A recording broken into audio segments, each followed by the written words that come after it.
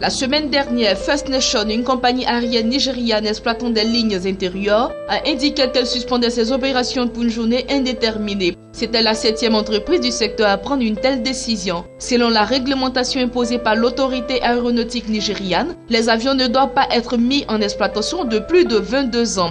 Or, la moyenne d'âge des avions au sein des compagnies aériennes du pays est située entre 18 et 20 ans. Selon une analyse effectuée par la NSD, un marché financier hors cote, le montant pour satisfaire à cette exigence de renouvellement s'élève à 2,1 milliards de dollars. Or, la baisse de la production et des revenus pétroliers, le dépassement des demandes en dollars sur l'offre et une politique économique qui tarde encore à trouver l'adhésion des investisseurs rendent difficile l'environnement des affaires au Nigeria. Toutefois, la NSED estime qu'on devrait assister d'un montage financier complexe pour la mobilisation de ces ressources, avec à la clé plusieurs possibilités, notamment des services de leasing, de prêts avec nantissement ou simplement d'émission d'obligations.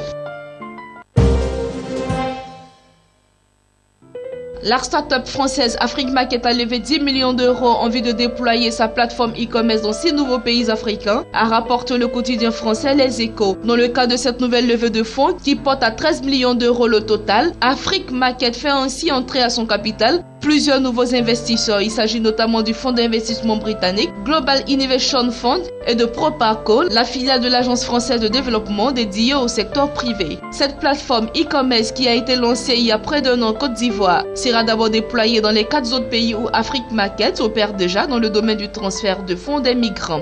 Bien qu'elle soit opérationnelle dans un seul pays, la plateforme e-commerce d'Afrique Market représente déjà 30% du chiffre d'affaires de la start-up.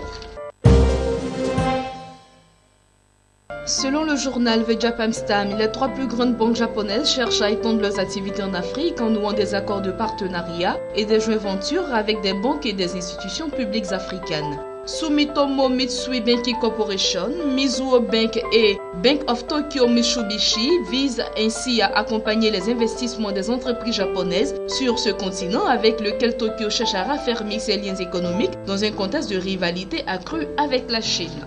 Sumitomo Mitsui Banking Corporation a annoncé récemment avoir signé un accord avec la Banque d'Afrique de l'Est et d'Afrique australe pour le commerce et le développement, un montant allant jusqu'à 80 millions de dollars, et destiné à encourager les entreprises africaines à importer des produits d'équipement et des machines du Japon.